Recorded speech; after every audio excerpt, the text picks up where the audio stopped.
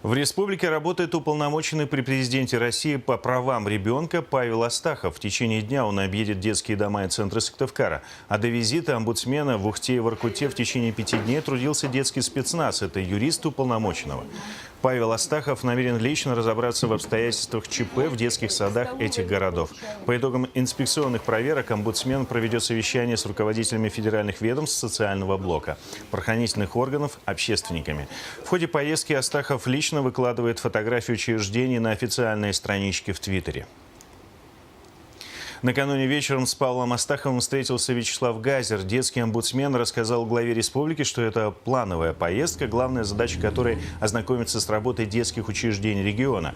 Во время личной беседы Вячеслав Газер и Павел Астахов обсудили общее состояние социальной отрасли и отдельных направлений, связанных с защитой детей.